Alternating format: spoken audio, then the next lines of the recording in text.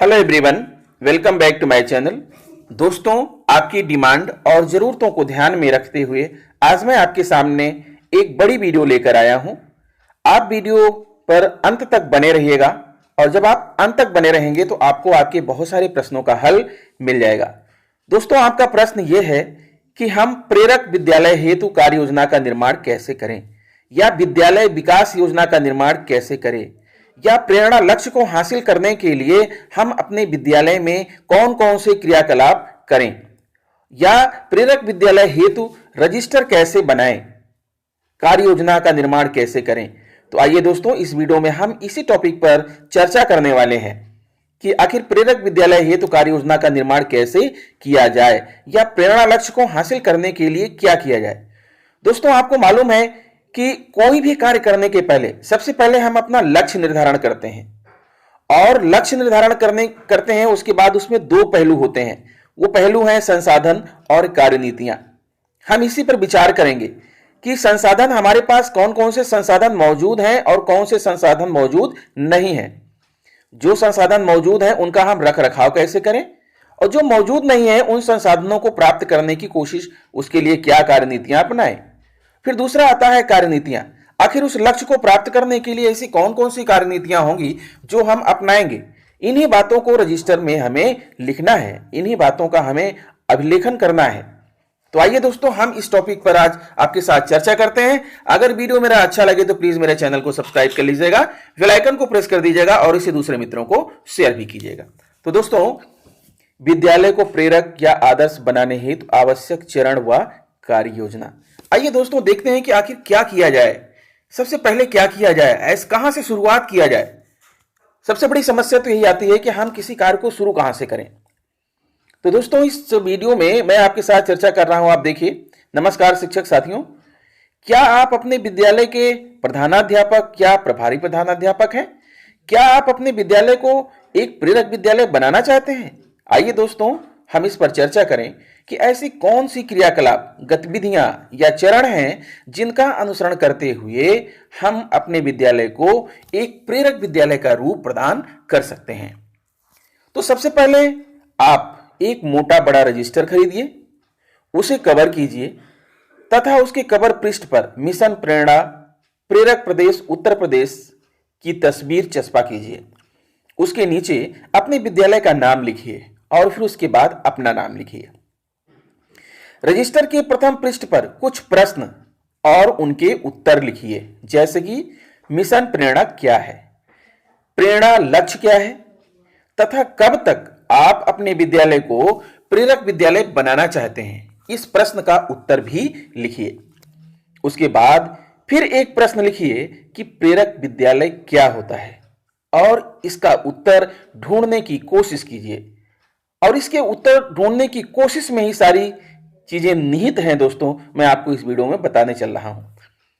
अब आप अपने विद्यालय के सभी अध्यापकों के साथ एक संकल्प लिखिए कि मैं दिनांक फला फला तक अपने विद्यालय को प्रेरक विद्यालय के रूप में विकसित करने का संकल्प लेता हूं, और अपने साथ साथ अपने सभी सहयोगी अध्यापकों का उस पर हस्ताक्षर करवाइए।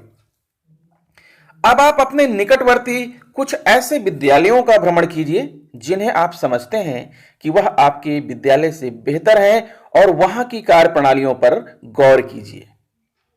अब इसके बाद कुछ विचारणीय प्रश्न हैं दोस्तों, इस पर आपको विचार करना होगा और विचार कीजिए।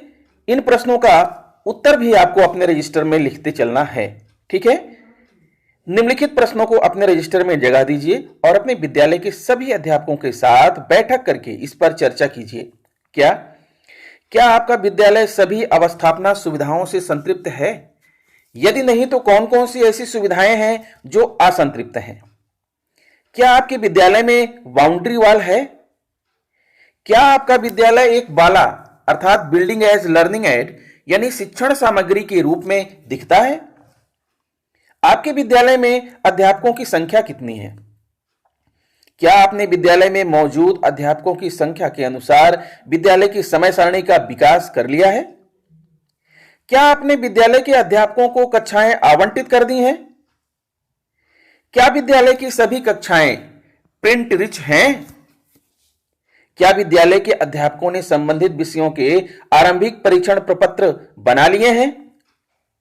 क्या आपने ध्यान आकर्षण शिविर या फाउंडेशन लर्निंग शिविर हेतु कार्य योजना व समय सारणी का विकास कर लिया है? क्या आपने ध्यान आकर्षण व फाउंडेशन लर्निंग शिविर हेतु अध्यापकों को कक्षाएं आवंटित कर दी हैं? क्या विद्यालय के सभी अध्यापकों ने शिक्षण संग्रह मॉड्यूल में दिए गए प्रारूप के अनुसार अपने संबंधित विषयों की शिक्षण योजनाएं तैयार कर ली हैं? क्या आपके विद्यालय में नामांकन एवं ठहराव की समस्या है?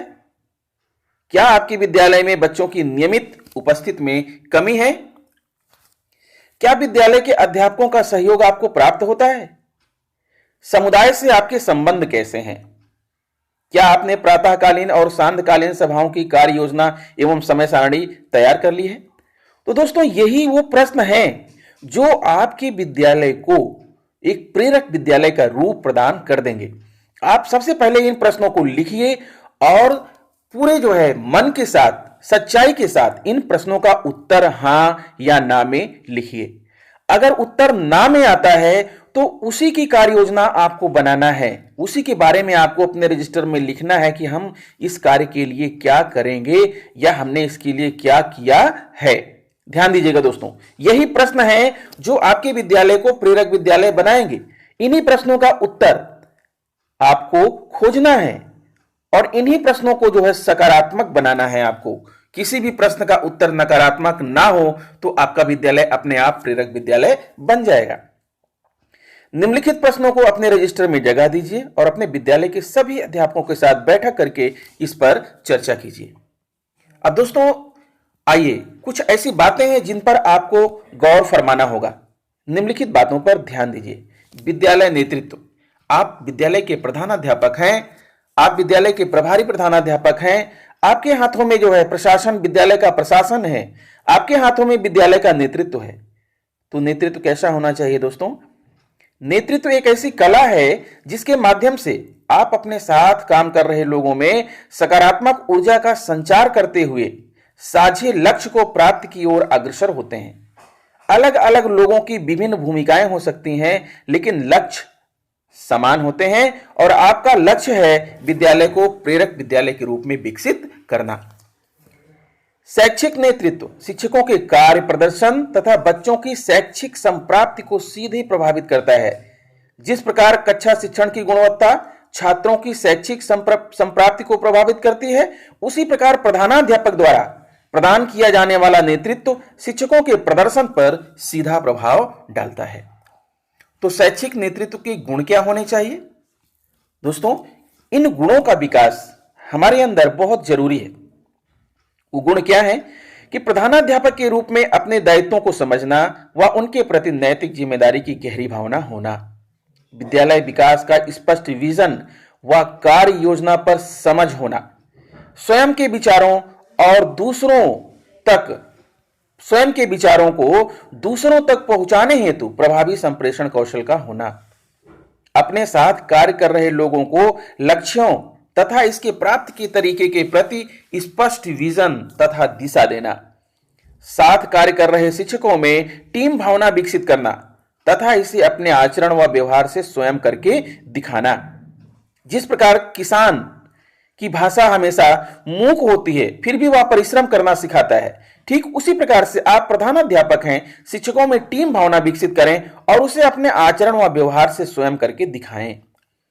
दूसरे के वैयक्तिक प्रयासों की सराहना करें व उनका सम्मान करना, सभी के विचारों को सुनना, उन्हें सम्मान देना, फिर निर्णय लेना।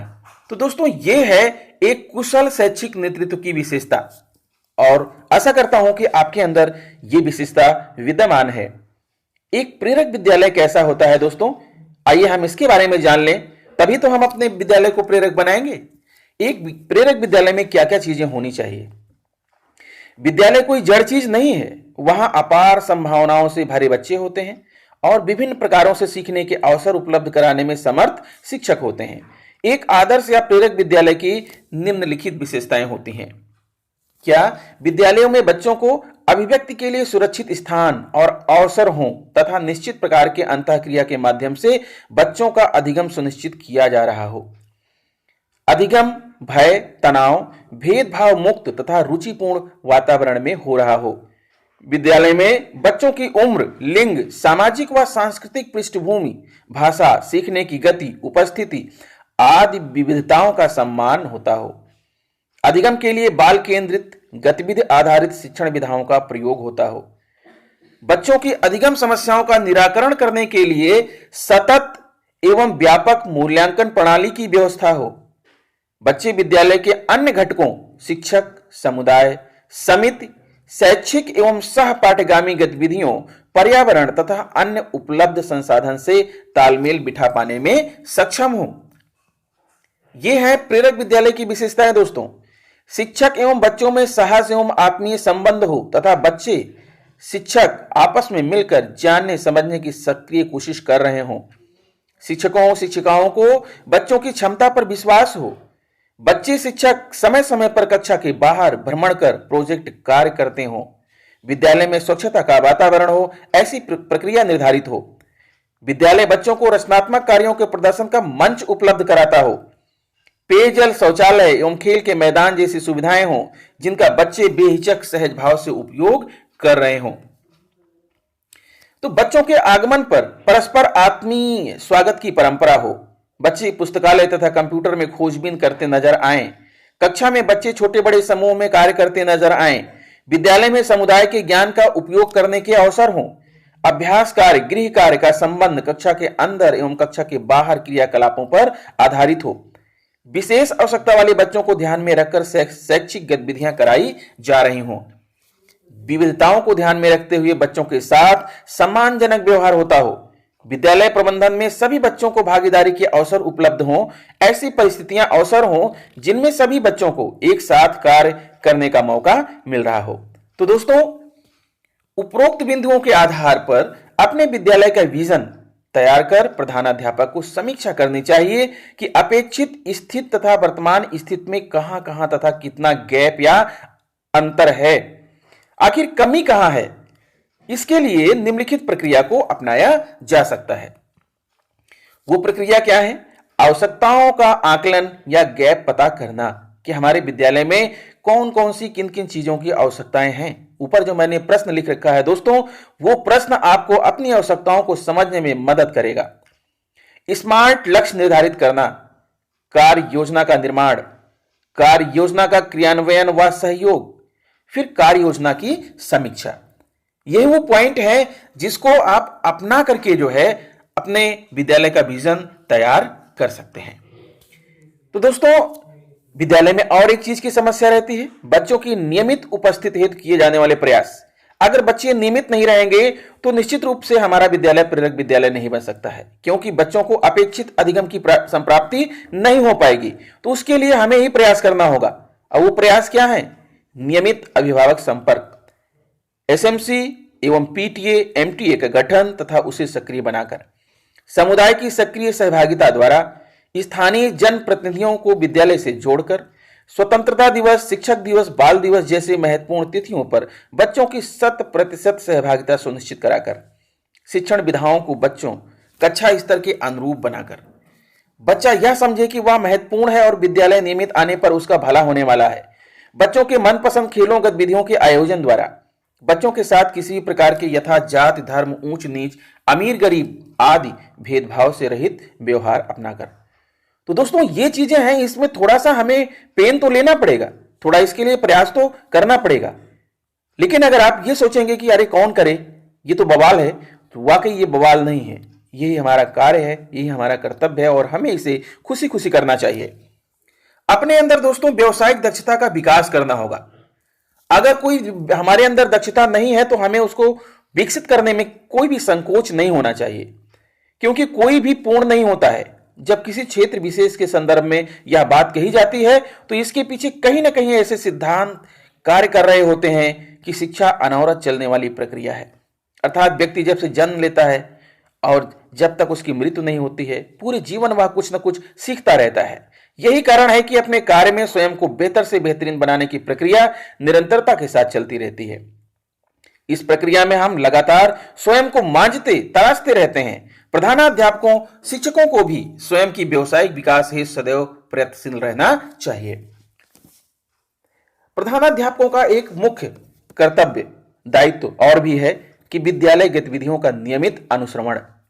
एक प्रधानाध्यापक को चाहिए कि वह विद्यालय की गतिविधियों का प्रतिदिन अनुश्रवण करता रहे, जैसे छात्र उपस्थित पंजिकाओं का अनुश्रवण, बच्चों की उपस्थित अनुपस्थित का अनुश्रवण, बच्चों की अभ्यास पुस्तिकाओं का अनुश्रवण, बच्चों को दिए जाने वाले कक्षा कार्य गृह कार्य का अनुश्रवण, शिक्षक डायरी का अनुश्रवण, शिक्षण योजनाओं का अनुश्रवण, मध्याह्न भोजन का अनुश्रवण, शैक्षिक गतिविधियों का अनुश्रवण, प्रातःकालीन एवं सांध्यकालीन सभाओं का अनुश्रवण, स्वयं का अनुश्रवण आदि। और भी बहुत सी बातें इसमें ऐड की जा सकती हैं दोस्तों। तो अगर आप प्रधानाध्यापक हैं तो आप अपने आपको जो अधिकार मिला है, एक प्रशासनिक अधिकार मिला है, अनुश्रवण का अधिकार मिला है, दूसरों को सलाह सुझाव देने का अधिकार मिला है, आप उसका प्रयोग भली भांति कीजिए दोस्तों, बिना किसी संकोच या भय के। आंकड़ों का प्रबंधन भी आपको करना है। प्रेरणा लक्ष्य एवं प्रेरणा तालिका संबंधी आंकड़े, आकलन परीक्षा परिणाम संबंधी आंकड़े, कक्षा में बच्चों के प्रदर्शन व्यवहार संबंधी आंकड़े, शिक्षा के प्रदर्शन संबंधी आंकड़े, विभिन्न प्रकार की सह शैक्षिक गतिविधियों प्रोजेक्ट या भ्रमण संबंधी आंकड़े, यही सब वो बातें हैं दोस्तों जो आपको अपने रजिस्टर में लिखना है। जो आपको जो है एक प्रेरक विद्यालय बनाने हेतु जो रजिस्टर आप बनाएंगे, इन्हीं बातों को आपको अपने रजिस्टर में जगह देनी है।